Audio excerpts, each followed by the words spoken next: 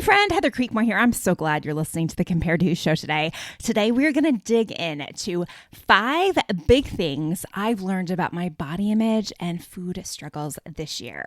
I am constantly learning new things, especially as I've spent the last, 6 months working on 2 new books. Oh, y'all, I've been digging in to some things that I didn't know before. And as I've mentioned, I'm on a journey too, right? I don't have all of it figured out. In fact, I look back at Compared to Who, a book I wrote 7, 8 years ago now. Really? Yeah, 8 or 9 years ago now. And I think about how much I have changed, how my eyes have been open to things I didn't even know I should see. God has really continued to do a work in my heart, even since giving me that message and walking me through that journey out of my body image issues. I really thought I kind of arrived somewhere, but friends, that whole arrival concept, that's just from diet culture. We don't arrive here on earth. We are constantly on a journey, learning and growing and sometimes suffering and becoming sanctified, right?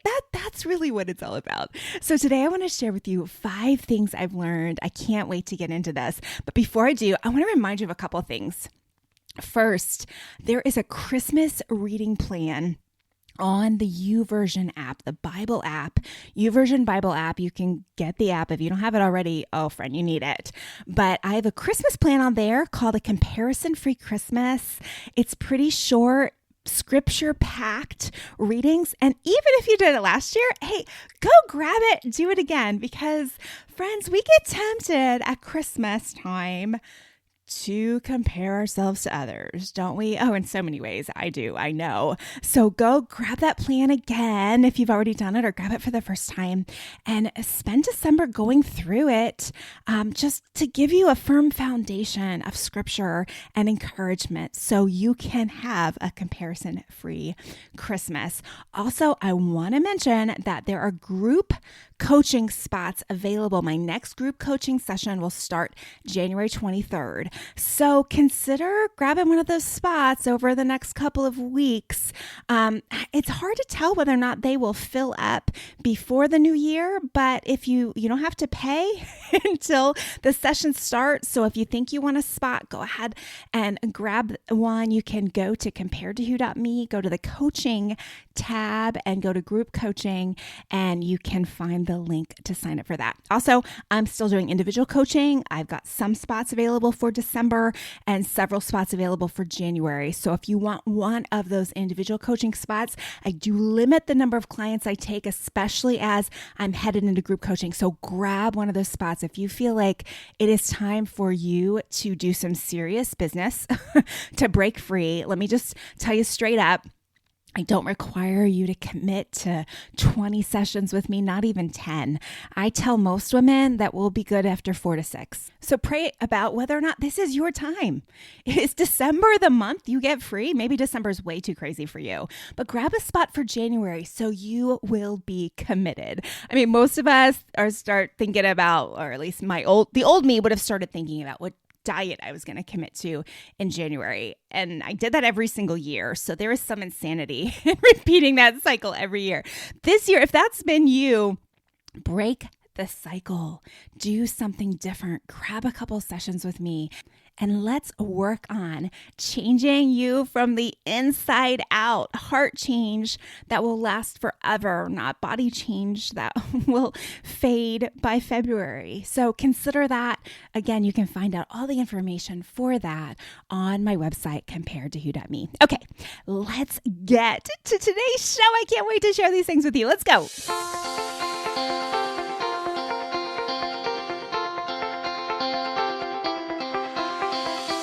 Welcome to Compared to Who, the podcast to help you make peace with your body so you can savor God's rest and feel His love. If you're tired of fighting body image the world's way, Compared to Who is the show for you. You've likely heard lots of talk about loving your body, but my goal is different. Striving to fall in love with stretch marks and cellulite is a little silly to me.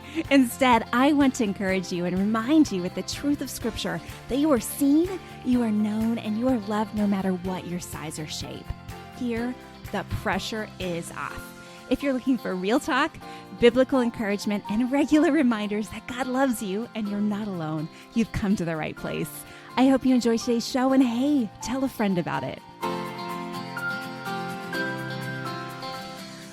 Okay, so here we go. 5 things I have learned this year. Now, it was hard to narrow it down just to 5. This is episode 96, I think, for the year. So 96 episodes just this year, my friends. That's a lot of content. I hope you've gotten through most of them, but if you haven't, I will tell you now, I'm taking December off. I felt like God has been calling me to take a break. I couldn't take a break over the summer because I was writing 2 books, and I feel like God's saying, just pause. And so that's what I'm going to do in December. But I'm going to leave you at the end of the show today with several episodes you can listen to in December if you feel like you kind of need to gear up for the next year, because I know how it goes, friends. Those diet ads start coming fast and fierce December 26th, and the pressure all around you to go back to thinking about your life as just your body and your body goals, and feeling the frustration of maybe putting on weight over the holidays and what can I do to change myself right away, and all of the crazy things. And I use the word crazy lightly. I use the word crazy because that's what I feel like is going on in my head. But all those things that bombard us as the new year comes, I don't want to leave you hanging in the season. So again, stay tuned for the end of this show, and I'm going to share with you some episodes that you can listen to so you are encouraged right after Christmas. And then I'll be back with you in January, and we're going to do a pray through the month of January series. That's all I can tell you right now, but let me just encourage you, plan on listening to the show January 1st, because we're going to do a series the whole month where we're going to get serious about praying for our body image, praying for health, renewing our minds around these issues. So I can't wait to walk through that series with you. Okay, number 1 thing that I've learned this year. It's hard, I don't know. These are in no particular order, okay? But as I've talked to clients this year, I have learned myself and helped many clients walk through this concept that my opinion of me is not greater in importance than God's opinion of me, or if you're married, your husband's opinion of you. Now, let me flesh this out a little bit. I think as I talk to people, we walk through why do you want to look different? Why do you need to lose that weight? Why do you need to, fit this image? Why is this so important to you? And essentially, bottom line is why are you stuck in these body image issues, believing that you must transform the way you look? And as we dig through, most women recognize that culturally there's pressure, right? We hear and see messages all the time of how we're supposed to look and what gives us value, that kind of thing. But what's fascinating is the deeper we dig, the more we come down to an answer that is unexpected for most of my clients and was really unexpected for me. And the answer is that my opinion of me is what drives me. Let me try to say that again in a slightly different way, just in case you didn't grasp it. I care more about what I look like than you care about what I look like, right? We all know that's true. No one thinks about me as much as me, right? But where we get stuck is in this elevation of our opinions of ourselves. And let me take this a little further. Maybe this might get controversial and edgy, so I'm going to try to not make it go all the way there.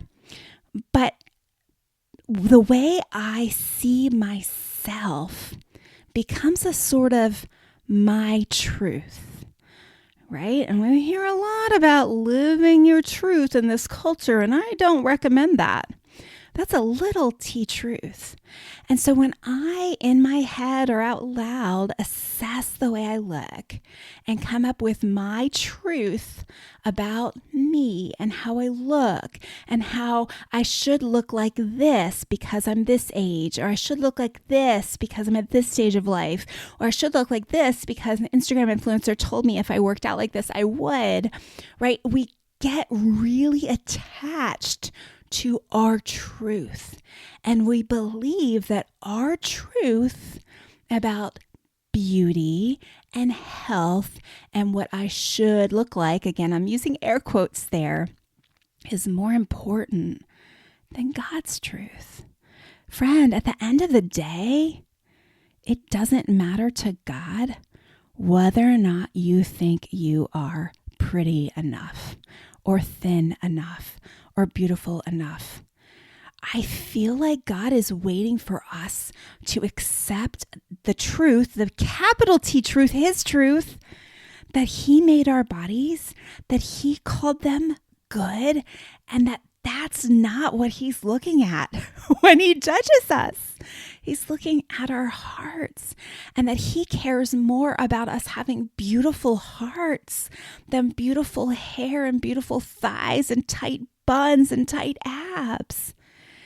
And it's only because we get stuck in believing that my truth is what's most important. And we say things to ourselves like, well, I would just feel better. It's not about anyone else and what they think. It's just what I think of me. And I just want to feel good about me. And it becomes this litmus test for me to feel good about me, I have to approve of me. Guess what, friend? That's not biblical. God's not waiting for you to approve of you. In fact, there's a big danger in you approving of you. Right? I think they call it pride, but at a minimum, there's a complacency there that is really unhealthy. The scripture uses this language of being a slave to Christ. Okay, now, when you think about slavery, it's disgusting, like the history of slavery, like all of that is gruesome. But what does it mean to be a slave? Slaves don't have a lot of rights, right? What matters in the life of a slave is what the master wants. And although God is such a gracious God, he's a good God, he's a good king, he's a good father. He wants us to be free. He has good things in store for us. So he's the best possible master. But when Paul talks about being a slave to Christ, I believe what he's saying is that his opinion of himself no longer matters, that his opinion of his life no longer matters, that his will can die to the will of his master. Friend, I lived so many years with my will being to have a better body, my will being to approve of my weight or my size or my shape or my level of tonedness. And I missed out on what the master wanted for me. Let me just take this one step further. If you're married, I've talked to a lot of women this year, and I mentioned this in a show a couple months ago, but so often we get in this place in our marriage where we feel insecure with the way our body looks, and we project that on to a husband who maybe doesn't feel that way, who maybe hasn't even noticed that you gained a couple pounds or that your body looks different than it did 20 years ago. And in that is part of this whole my opinion of me matters most problem, this whole dilemma of that. I use the illustration, and I mentioned this in a podcast earlier, but I'm going to mention it again because this was just one of the biggest revelations for me this year. If you were married to someone who preferred vanilla ice cream, and I am, and I love, he likes strawberry. He'll mix it up sometimes. But if you married someone who had a particular flavor of ice cream that they preferred that was not the same as yours, and every time you went to the Baskin Robbins or Cold Stone or wherever you go to get your ice cream, he always ordered the same ice cream. And let's say you've been together for a long time, so you always know, okay, my husband prefers this kind of ice cream. But maybe that's not the same preference that you have. So for me personally, like I vary, but peanut butter cup ice cream, like ice cream with candy and cookies in it, and all kinds of good things in it. Mint chip ice cream, love that. Like, I like a lot to be going on in my ice cream. So like just a plain vanilla, I'm not really a plain vanilla girl. And it is difficult for me to believe that anyone could go into an ice cream store and order plain vanilla when there are all these other options out there. Why would you choose plain vanilla? But can I believe that my husband goes in and orders that because it is his favorite? Can I believe truly that he prefers that over all the other flavors? And as I've worked through this illustration with a couple clients now, it's always funny because they recognize, they're like, yeah, of course, I believe that's his favorite. Like, oh, yeah, I know. I like peanut butter cup, but he always goes for vanilla. That's just the way he is. I believe sincerely that that is his choice. Friend, just like you believe your husband's opinion of ice cream, your husband's choice, first choice in ice cream is true, valid, sincere, friend, I think you have to apply that same knowledge to your husband's opinion of your body. So if you are in a relationship where your husband is saying like, oh, I love you. I think you're beautiful. I like you just the way you are. I love your body. You know, you're just fine to me just the way you are. You don't get the right to tell him that he doesn't like vanilla ice cream. He's chosen vanilla ice cream. Can you believe it? And now I say that with a heaping dose of grace for women who aren't in that situation, because I do know, and I talk to women constantly that are in a situation where their husbands are expressing discontent with their body. And that's a hard subject. I did a great show with Dr. Julie Slattery on that topic this year. It's called Help, What Do I Do When My Husband Hates My Body? So go check that out if you haven't listened to that one yet. That's another episode you might want to listen to in the month of December. So lots of grace there if that's not your situation. But friend, our opinions of our bodies do not trump the opinions of God or the opinions of our husband. I hope that encouraged you. Okay, the second thing I've learned is about fasting. So Amy Carlson, who is a non-diet dietitian, eating disorder specialist. She's absolutely amazing. She was on the show a number of times this year, but we did a 2-part series last January on fasting. We talked about whether or not you can/should fast if you've had an eating disorder or your eating disorder recovered or recovering. But we also dug into the book of Daniel and looked at the Daniel fast.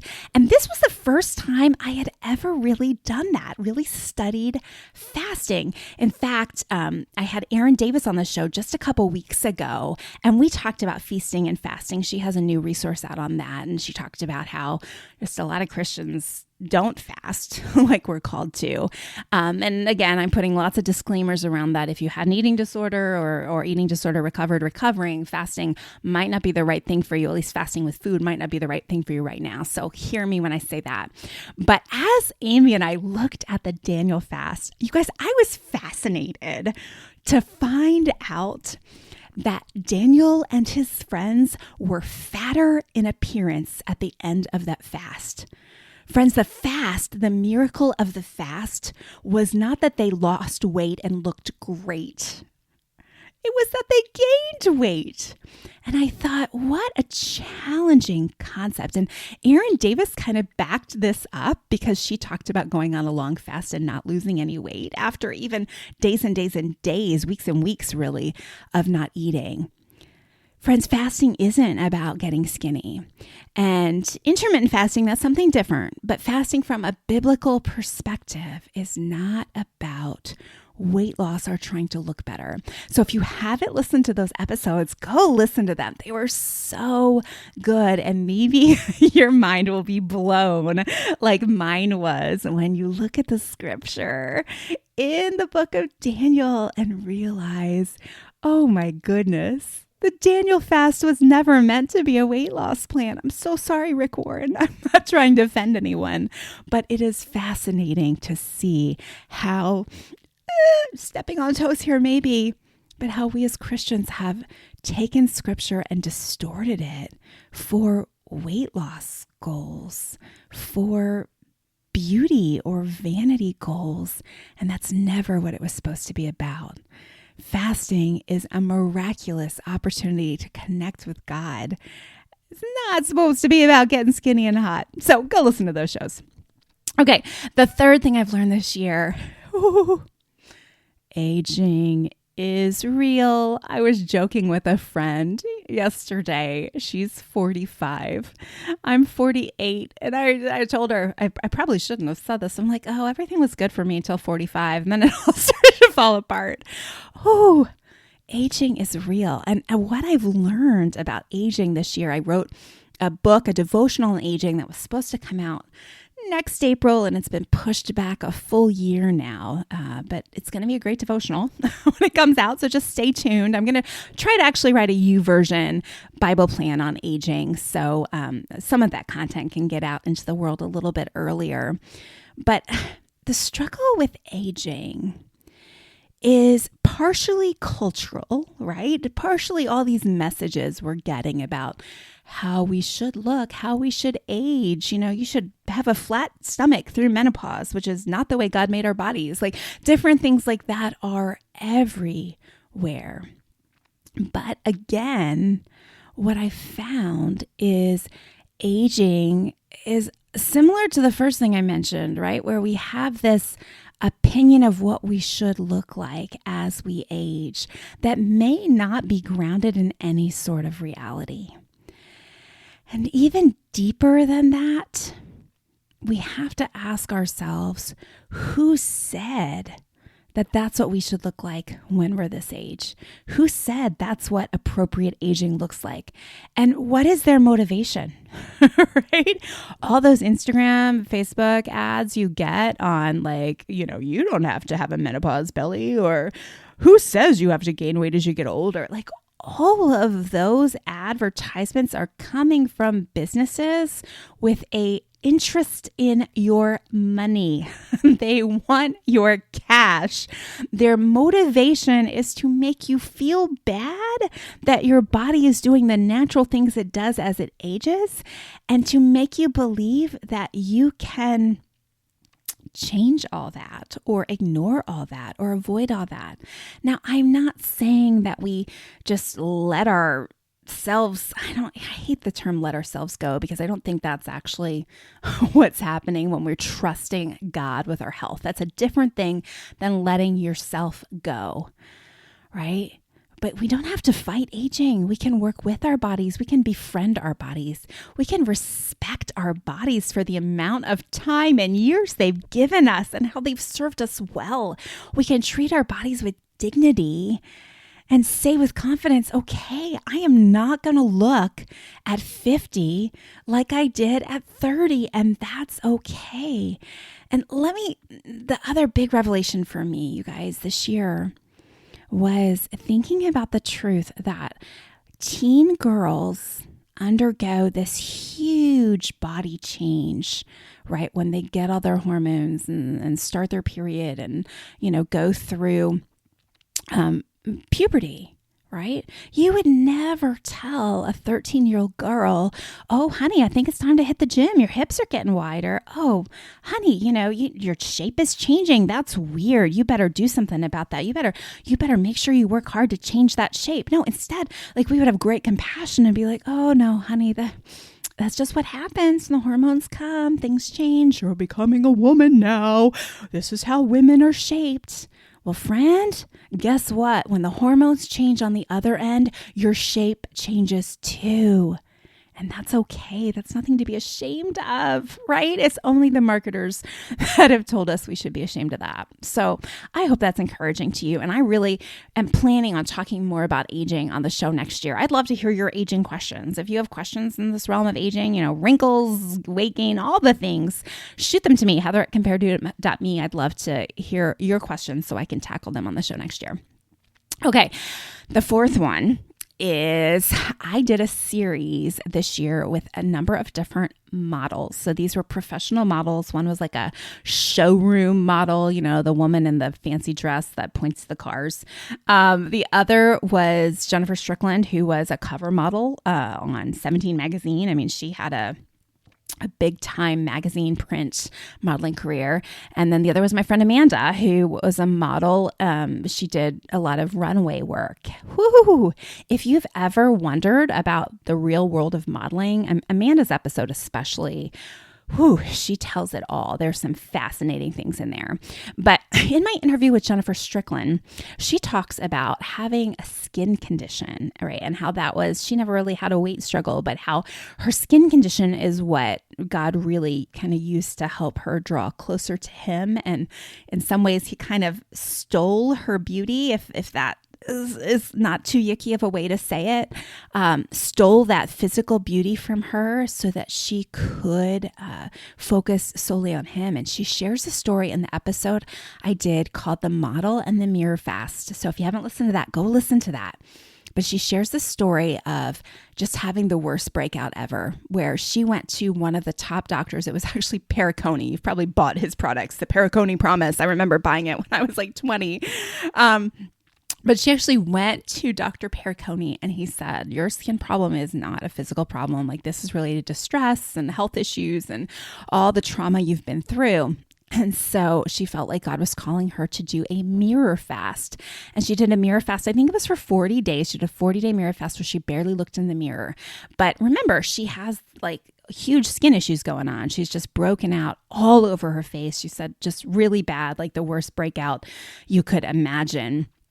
And she talks about how at the end of those 40 days, she ran into a woman at the school pickup line. She didn't wear any makeup during this time because she was taking a mirror fast and not putting effort into that kind of thing. And this woman came up to her and said, you just look so radiant. What are you doing? Now, remember, she has a skin condition, okay? Her face is not all cleared up. Her face is not what a magazine would consider beautiful, picture perfect, that kind of thing.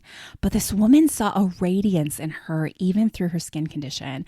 And she references the verse Psalm 34:5, those who look to him will be radiant with joy. And she talks about how just keeping her heart focused on Jesus for those 40 days gave her a radiance, gave her a beauty that no clear skin, no product, no magazine cover could have given her. And I think it's just a beautiful testimony to where our beauty actually comes from. Friends, we toil and suffer, right? I don't think those are exaggerating words. We toil and suffer over pounds and skin and hair and shape and muscle tone because we want to be radiant. We want to be beautiful. We want someone to say, wow, there's a beautiful woman. We want to feel like we are beautiful and loved and valued. But friends, where that comes from is not the place that the advertisements say it comes from. Where that radiant beauty comes from is from Jesus. Looking to him is what makes us radiant. And the good news is you can be radiant without losing a pound, without clearing your skin, without toning your abs or your butt or thinning your thighs. You can be radiant by spending more time with him. If there's one message I have for you as we come to the end of this year, is prioritize that. Make that your New Year's resolution. I want to be radiant because I'm spending so much time with God. I am seeing things the way he sees them. I am, to some extent, right? We'll never fully be able to do that, but I am defining beauty the way he defines it. And he is making me radiant. What a success story that would be, better than any weight loss story, would be to find that kind of radiant beauty. I hope that's encouraged you. Okay, the final one's a little edgier. Oh, and I'm not going to go too much into it because we're almost out of time for today. But friend, we've gotten it all wrong on gluttony. Okay? And I feel like as I have really journeyed through body image and food issues, and as I've talked to other women, like that fear, that voice is always like, but what about gluttony? But what about gluttony? Well, there's gluttony, is intuitive eating turning you into glutton? I mean, if you just keep eating and eating all you want to eat and your body didn't actually need that, then aren't you gluttonous? And I have done some intensive study on this topic of gluttony that's going to be in my book that comes out next November, the Body Image Workbook I'm working on. Friends, you would be amazed what I am finding out about gluttony. Do you know that the concept of gluttony came from this ascetic monk? He was later ruled a heretic and a mystic, okay? And he's the first person, well, actually, I think I said that wrong. He didn't originate the concept. The concept is biblical, but he's the first person that made gluttony about food. Gluttony biblically is not about food. Now, yes, we can be gluttons with food, okay? But that is not the basic definition of gluttony. Gluttony is really about carousing, being careless with your time, with your money, being a reveler, a partier. And gluttony isn't actually even included on the list of sins in the New Testament, right? Whereas idolatry, sorcery, drunkenness is on there, but gluttony didn't even make that list. And gluttony is often attached to drunkenness. And in the New Testament, it's gluttony and drunkenness go together. And so the biblical portrait of the glutton is not someone who eats a couple extra cookies or eats beyond fullness. Friend, we don't always know when we're full. I don't know about you, but sometimes I eat when I'm rushed and stressed, and it's really hard for me to hear that fullness signal. That's not gluttony. That's not sin. That's just being a human. You're not going to be a perfect steward of your time, are you? You're probably not going to be a perfect steward of your money, are you? But we have this belief that we can be perfect stewards of our body, and that going just a little past full makes us a glutton and it's a sin, and we should feel so much shame around that. No. That misses the definition of gluttony. Gluttony is about this desire to worship hedonism, to be self-focused, self-pleasuring, to care most about what makes me happy, what makes me feel good. And some people can do that with food. I'm not saying gluttony is never related to food. I mean, you can be so consumed with food and what makes you feel good and the pleasure you get from food that becomes your God. And that's a problem. But most of the women I talk to are women that are coming out of eating disorders, and they're worried that gluttony means gaining a couple of pounds, that constitutes them being a glutton. Or they're sizing people's bodies and deciding that someone's gluttonous because they don't weigh what the BMI chart says they should weigh. Friends, that's not fair, and that's not accurate, and it's not true. You can't tell what anyone eats in a day or how anyone relates to food by the size of their body necessarily, right? We all have different conditions that we're facing. We all have different histories, traumas, backgrounds. I think most of the time when you see someone who's carrying a lot of extra weight, it's not about the food they've eaten. It's about the trauma they carry. So we need to give grace around this issue. Stop pointing fingers and calling people gluttons or calling ourselves gluttons, right? Unless you are meeting that category of being a partier who lives to party. Okay, then maybe you got some work to do, hard work to do on the topic of gluttony. But for most of us, friends, Thanksgiving dinner, Christmas dinner, the Christmas season is not a time when you have to worry about being gluttonous. That series I did with, the 2 episodes I did with Erin Davis, she has a series on feasting and fasting. We have a hard time feasting. She makes the point. We're not comfortable feasting. But in Jesus's day, they were. Their weddings lasted for days, and they ate and had a great time for days.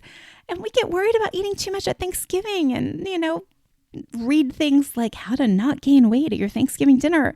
Oh, friends, no, it's okay to feast. That's not gluttony. So I hope some of that has encouraged you, and I can't wait to flesh that out for you even more in the new book that's coming out next year, and maybe on the show too next year. So I said I would leave you with a couple episodes to listen to while the show is on break until the next season starts in January. And I want to do that. But first, I just want to mention today is Giving Tuesday. If you're listening to the show the day it's released, it's Giving Tuesday. I so appreciate your support of the show. I have been so blessed by those of you who have given any amount to support the show. It's not free to do a podcast. It costs me time, of course, but there's a lot of money involved with, you have to find a place to host the podcast, and then you have to pay money to have your website, and I pay hosting bills every month and website bills every month. I have to pay for Zoom Zoom subscription to have guests on. I have to pay for equipment. I have to pay for software programs. I have to pay for tech people to help me. I produce the show myself, so I go about as low cost as I can, but every once in a while I have web problems, and I've been having a lot of them over the last month. So if your shows are out of order or you missed an episode, it's because of these tech problems that I have to pay someone to fix. So there are costs associated with the show. It's Giving Tuesday. If you feel led to support the show, you can buy me a coffee. The link to that is in the show notes, buymeacoffee.com. And just go /compared to who. And you can, that's $5 as a coffee. So you can give $5 or $10, whatever you want to give.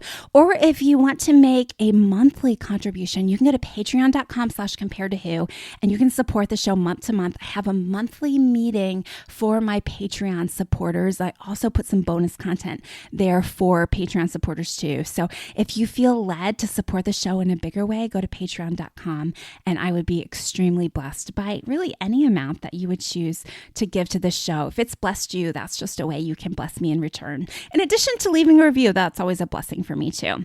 Okay, so the shows that I want you to listen to this month, in addition to the ones that I listed as I went through my 5 things I've learned, you might want to go back and listen to Hot or Holy.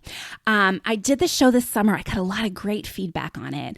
But I think as we go into the new year, coming to that crossroads of what is my goal for 2023? Is my goal to be hot next year, or is my goal to be holy, right? And I know they're not opposite terms. I understand that, right?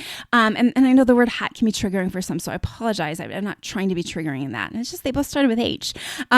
But really, what do I want next year? Do I want to be praised for my body, or do I want to be praised as a woman who loves God and that radiance, like we talked about, shines from me? So go back and listen to that episode. I also think listening to the episodes I did with Amy Carlson on self-control would be really helpful. If you missed those, friend, you must listen to those, as well as the episodes Amy and I did on fasting. Finally, I did a body image assessment this summer. And if you're new to the show or newer to the show, go listen to that body image assessment, because it'll kind of help you understand, I don't want to say the stages because it's not linear, but it'll help you understand kind of the way this journey plays out for some people. I'm not going to say my way is normative, that everyone's journey is the exact same as mine. That's absolutely not true. But it will give you some context around kind of the path that you could be on if you're ready to find freedom from your body image issues this year. And then I want you to go back. So last year I did a couple shows, the beginning of January. One show is called What Journey Are You On?, which talks about what do you really want from your new year? What is your mission in life? Is your mission to change your body? Have you missed God's greater mission for you in that? So I asked some tough questions, but it'd be a great show to challenge you before the new year. Also, I've done a couple shows on kind of like the New Year, New You concept. I did one last year that was 3 tips to meeting your goals in the new year. And then I've done a podcast called New Year Renewed You. And then another one was called Do You Need a New Year, New You? So I will put links to all of those in the show notes. Friends, December's a busy month, so that should give you plenty of content to listen to until I'm back with you in January, when we're going to start our new series. We're going to pray for our body image issues and our health as well through the month of January. I think you're going to really get a lot out of that. Okay, friend, I thank you so much for your support this year, for your encouragement this year. You guys, your notes of encouragement, they keep me going. This is sometimes a thankless job, I have to say. Sometimes it's just me talking into my computer, and I don't know if you hear it or not, or if it touches you or not. So your notes, they mean so much to me. So thank you for that, along with your reviews. I read those too. So thank you. Those are encouraging as well. But my prayer is I want you to be free. I don't want you to be stuck. I don't want you to be over obsessing about every morsel of food that goes into your mouth. I don't want you to be over obsessing about what you're going to wear. I don't want you to feel anxious and stressed about what your body looks like. And I think that's biblical, right? Jesus tells us in Matthew, don't worry about what you're going to eat or drink or your body. Is life not more than food in the body? And it is. And that's my goal for you, friend, to see that life beyond food and the body. And that's what I've hoped to do for you all this year. And that's what I commit to doing for you next year as well.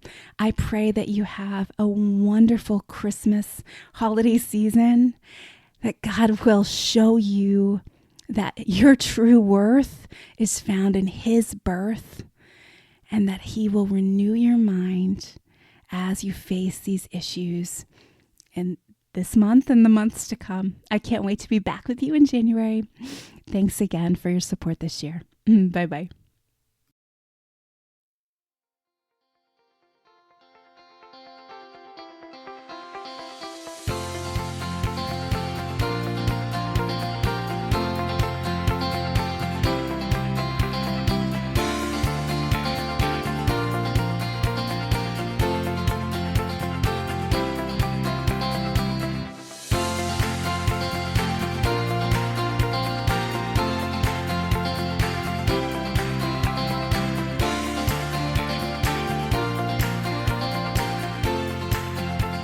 Oh, hey there, before you go, if something from today's show blessed you, may I ask a huge favor?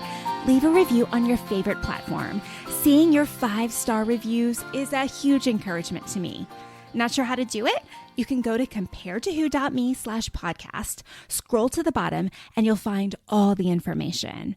And while you're at comparedtowho.me, check out some of the more than 500 articles on there about body image, comparison, all the things you're thinking about. Plus, you can find out more about my books, or you can grab a time for a free 10-minute call to see if coaching is right for you. I'm so honored to be a part of your journey out of body image and comparison frustration, and I can't wait to hear how God is working to set you free.